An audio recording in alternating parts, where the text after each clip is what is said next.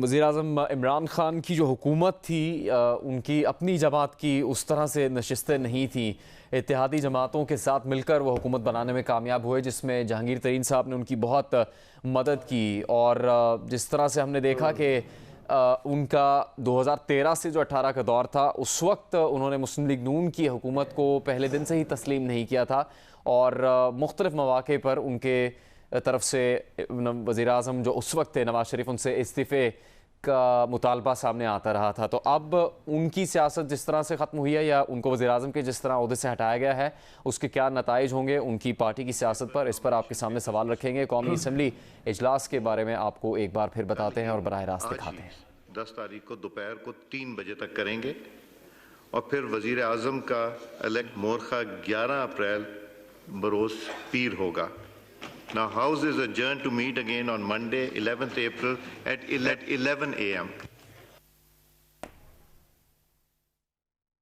Chairman Ayaz Sadiq ने ऐलान किया है कि आज यानी 10 तारीख को ही दोबारा इजलास होगा दोपहर में कौमी असम्बली का, और फिर नए कायदे ईवान का इंतखाब 11 अप्रैल को किया जाएगा। शहजाद इकबाल साहब। जी जुनैद, बहुत शुक्रिया। सबसे पहले तो मैं जो आपने सवाल किया उससे पहले शाहजेब ने जो बात की बड़ी इंपॉर्टेंट है। अब हमें एडवेंचर्स वगैरह से आगे निकलना चाहिए। आपने मार्शल लॉ भी ट्राई कर लिया, आपने हाइब्रिड निज़ाम भी ट्राई कर लिया, अब जमहूरियत को मौका देना चाहिए। और इसीलिए ये बहुत ज़रूरी है कि इस वक्त जो इदारे जिनके बारे में कहा जा रहा है कि अब वो एब्सोल्युटली न्यूट्रल हो चुके हैं, वो न्यूट्रलिटी जो है वो मुस्तकिल हो और नज़रियाती हो।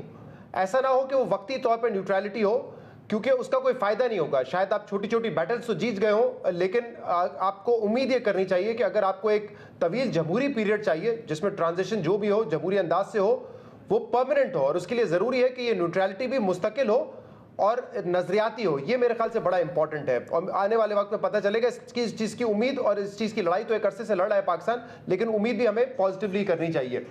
जहाँ तक रही पाकिस्तान तहरीक इंसाफ की हुकूमत, इंट्रोस्पेक्शन करने की ज़रूरत है इमरान खान साहब को, और उसमें मेरे ख्याल से जो पहला नुक्ता होगा वो टीम के हवाले से होगा। आपने तो इशारा किया इस तरफ से कि काफ़ी सारे लोग दूसरी पार्टी से आए और पाकिस्तान तहरीक इंसाफ में आके जुड़ गए, और कुछ वापस चले गए तो हुकूमत भी गिर गई, इत्तेहादी चले गए तो उसका भी नुकसान हुआ।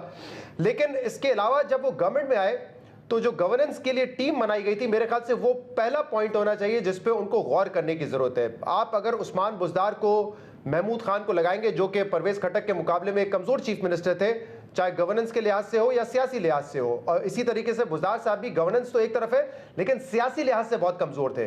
तो अगर आप इस तरह की चॉइसेस करेंगे तो आप एक्सपेक्ट नहीं कर सकते कि आपकी हुकूमत जो है वो एक्सेल करेगी और आपने जो वादे किए थे वो आप वादे पूरे कर सकेंगे। और ये तो सिर्फ 2 बड़ी मिसालें, इसके अलावा 4 से 5 फाइनेंस मिनिस्टर, FBR में मुस्तकिल चेंजेस, बोर्ड ऑफ इन्वेस्टमेंट में चेंजेस, काबीना में बार बार रद्दोबदल, IGs का तबादला, सेक्रेटरीज का तबादला, इतनी चेंजेस के साथ कोई हुकूमत चला नहीं सकता।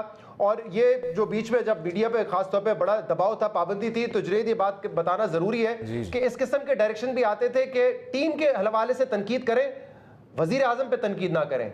मेरे ख्याल से अगर टीम बुरी है तो उसकी तनकीद जो है वो सरबराह पर ही होगी, क्योंकि टीम आपने बनाई है। वो टीम जब खराब होगी तो टीम पे तो चले होगी तनकीद, लेकिन जो टीम बनाने वाला है उस पर भी तनकीद होगी, जिस पर इमरान खान साहब फख्र करते थे कि मैं टीम बनाना जानता हूं। तो मेरे ख्याल से ये तो स्टार्टिंग पॉइंट होना चाहिए जब भी उनको बैठ के सोचना है कि आगे कैसे बढ़ना है, और बहुत सारी चीजें इंट्रोस्पेक्ट करने के लिए, लेकिन मेरे ख्याल से ये जो है सबसे इंपॉर्टेंट पॉइंट होना चाहिए।